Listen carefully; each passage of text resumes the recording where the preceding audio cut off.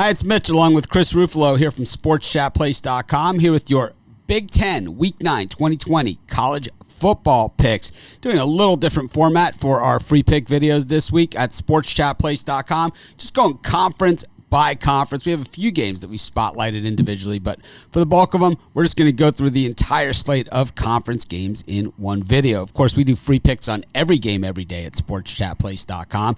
You're looking for our best bets, the games we like the best. Those are the ones you find over in the premium area at SportsChatPlace.com. We give out thousands of free picks every single month. Of course, we try to win them all, but the games that we really like the best, those are the ones we put in the premium area as our premium picks.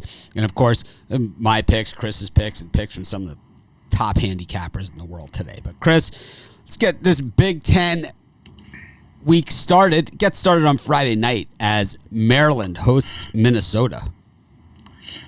And, Minnesota is one of those teams that I really thought was going to step up right out of the gate. And they had that home date against Michigan getting points. And, the Wolverines came in and kudos to Michigan. But Jim Harbaugh was actually able to win a big game. And, P.J. Fleck, he's still a good coach. And Minnesota is still well coached, but just didn't get the job done in week one. And, Maryland, I thought that this team was going to take a step forward with Talia Tagovailoa at quarterback, and it just didn't happen. And let's just say that I don't have very high hopes for the Terrapins this year. I think Minnesota a little bit humiliated after being beat down by Michigan on national television in prime time under the lights. I think we see a fired up Minnesota team here. I'm going to lay the points with the Golden Gophers on the road in this one.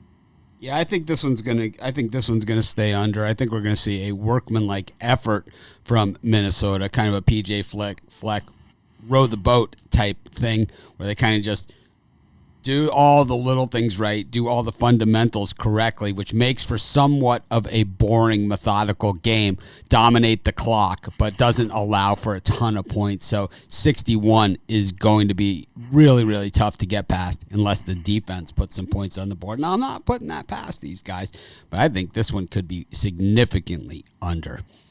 Our second game on the card is going to be Illinois at home against the Purdue Boilermakers. Illinois, they just got run over by Wisconsin, and then Purdue, beat Iowa at home in their opener. Yeah, and Lovie Smith's fighting Illini. They did get run over by Wisconsin, but maybe there's a light at the end of the tunnel for the Illini. Maybe they can win a few games this season, but Purdue looked really good at home against Iowa. Aiden O'Connell did really well under center, throwing for 282 yards. The difference for me here is that Purdue's been money against the spread dating back to last season. They've covered 8 of their last 9 games. They've also been really good on the road, covered their last 4. And I think this is another spot for Purdue to get the job done, win this one by double digits. So I'm going to lay the points with the Boilermakers in this one. Yeah, for me in this one, I think I might have to go the other way. I think that some of the things that we saw from Illinois, it's the nature of playing in Camp Randall, and it is what it is. And it's like you have a quarterback who is as hot as we saw from Wisconsin in that game. There is nothing you can do. We didn't see the best of Illinois, that's for sure. We saw a team though that at least tried, and some questionable coaching decisions. You go for it, and you don't get it, and that's called trying to win the game when you're well behind, and if you're punting at that point, well, basically you've given up. So you go for it, you don't get it, and now you give Wisconsin the ball in really good territory, and then you got a quarterback that's throwing 50-yard ropes. There's just, sometimes I said it before the Wisconsin game. Sometimes you're at games at Camp Randall, and I've been there, and it just feels like Wisconsin's just running downhill, and that's what we saw in that game against Illinois. But I'm not going to hold it against them. I think we're going to get some value here with the home dog. I love home dogs, so it's a lean to Illinois in this one. We go to our next game, Michigan State. Welcome to the Big Ten. Mel Tucker, you start off your Michigan State head coaching career by losing to Rutgers at home, not the way you endear yourself to the alumni and the fan base. Now come the Wolverines coming fresh off that win against the Gophers on the road for the Little Brown Jug. These are not teams that like each other very much. No, they are not, and that's why even after the loss, I'm still going to take the points of Michigan State in this one. I just think that yes, you got up for Rutgers and it didn't work out for you if you're Michigan State the way you wanted it to in the first one. But I think a lot of these, Spartans remember that 44-10 loss to Michigan last year.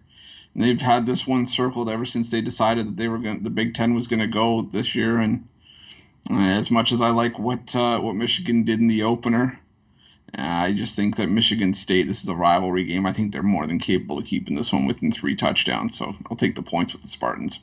Yeah, I think I'm with you. I think I'm going to take the points with the Spartans. I think what we're going to see is a more workmanlike effort from Michigan State. Try and do those fundamentals, better than what they did against Rutgers, blocking, tackling. And I just think, if you do that, good things are going to happen. We know that these games between Michigan and Michigan State rarely get out of hand. And I think that's what it would take here. Last year's game got a little out of hand. I think Michigan State in this one keeps it close. They traditionally have.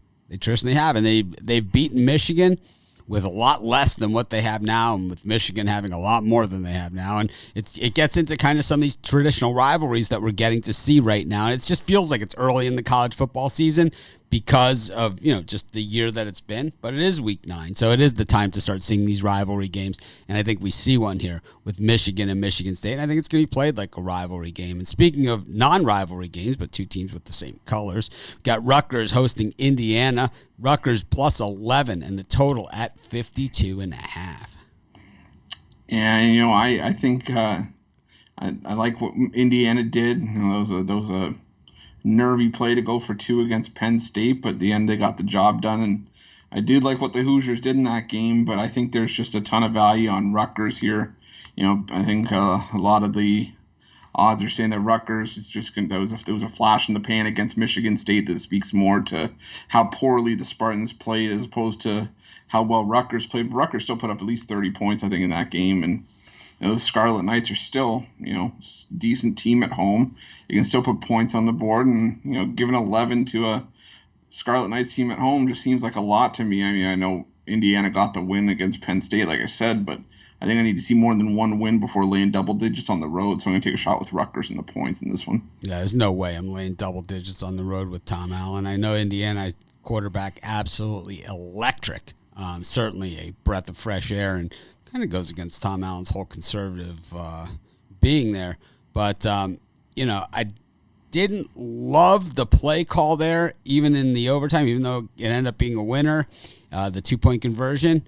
I got to say, didn't love the play call, and I could see a scenario like if the guy takes just a half a step different angle to attack him where it doesn't work. And boy, it was just so close. I'm not saying he didn't get it or anything like that. As a matter of fact, I think he did. But, I think that I never agree with Tom Allen's play calling, and there's no way I'm laying double digits with him on the road, even against Rutgers. I could see Rutgers pulling the outright upset in this one as well. I'll take the Scarlet Knights. We got Nebraska visiting Wisconsin. We don't know what kind of Wisconsin team we're going to see this week, but Nebraska played pretty well at Ohio State, and it was one of those games where you could easily say, man, the refs really got in the way of this one. But I was on the right side of it, so I'm not going to complain about it. But I am going to say that I'm honest enough to say that I probably got a couple calls that went my way to get the win. I'm certainly not going to give the money back either. But I had one of my biggest wagers of the week was on Ohio State. But Wisconsin on the other side of it, we got a quarterback with COVID. We got a quarterback with a bad ankle. We got another quarterback with COVID. Who's playing quarterback in Wisconsin, Chris? I do not know, and this is one that's going to have to sort of, if you feel the need to bet it, you're going to have to sort of take a wait-and-see approach to see if maybe Jack Cohen can go, or if maybe there's a false negative in here or something, or I don't know. But either way, I think I'm going to lean towards the under here. It's already dropped 7 full points on both sides, the side and the total, since this news came out. But again, I think we're still going to see a Lowest scoring game, I think you're going to see Wisconsin run the ball for maybe 80 to 90% of their plays if they don't have a solid option at quarterback, and I just don't know how many points Nebraska's going to score to begin with anyways, so I think I'm going to side with the under 48 here. Mertz is a double positive, so he is out 21 days for the Badgers after that massive start. And boy, I think we were all surprised by Cohen is out indefinitely. So, Wolf was slated to be the backup. He played one series in the Illinois game. He's out. It looks like it's redshirt junior Danny Vandenboom, fourth on the depth chart, be getting his start. They also have freshman walk-on Daniel Wright is the only other quarterback on the roster for the Badgers. It's only one thing I could think that they're going to do here, and that's run them over. I think they're just going to run all day long. I think we're going to see one of those games. We're going to see the Wildcat. Is my guess. Probably going to see some Wildcat in this one. I don't know. I thought Blake Martinez played really well for Nebraska, and I thought Nebraska did a lot of things really well against Ohio State, and we're certainly in that game. Until a couple bounces and a couple calls didn't go their way. This is a tough one. I think the best play for me is going to be the under, and that's where I'm going to go with this one. It is a tough one. I'll probably have another play on this one as we get closer, as we know a little bit more. But I'm going to have to do my Danny Vandenboom research here before I really, really dig in. But you got to figure, if he was a recruited quarterback at Wisconsin, how bad can he be, And he's got that line, those receivers, the running backs. Anyway, Iowa minus 2.5 against Northwestern. Northwestern bludgeoned Maryland last week. Iowa coming off of the loss to Purdue. That Iowa-Purdue game was nip and tuck the whole way. It was plenty of lead changes. Yeah, I think that Northwestern result speaks more to how bad Maryland's probably going to be this year and how Northwestern took advantage of it. I do like Pat Fitzgerald, but I don't want to see Northwestern on the road here. I need to see more than one win before I even take 2.5 points on the road with Northwestern. I just think this line's too low, even though it's trending in Northwestern's direction. I'm going to lay the points with Iowa here. I think they're more than capable of winning this one by a field goal at home. Yeah, I think what we see in a lot of these Iowa games is where, maybe you take Northwestern the first half and then you take Iowa for the game type pick here. I think that's what I'm leaning for with this one. I think we'll see Iowa, that Iowa, Northwestern first half, Iowa game. And then the big one in the Big Ten, Penn State plus the 12 against Ohio State. The total in this one at 62.5. Ohio State looked really impressive. Penn State, less than impressive against Indiana. They certainly face a pretty tough team here. Now, we saw Ohio State get pretty banged up in that game. Yeah, we did see Ohio State get banged up, and I think this line's a little bit of a slap in the face to Penn State. You let Indiana score that 2-point conversion like we talked about earlier, but this is still a pretty good Penn State team that's well coached by James Franklin. And, I still like Sean Clifford. I like that Nittany Lions defense. And you look at historically, as good as Ohio State's been, the last 4 meetings with Penn State have all been decided by 11 points or less. So I think the Nittany Lions at home can keep this one within the number. So I'm gonna take the points with Penn State.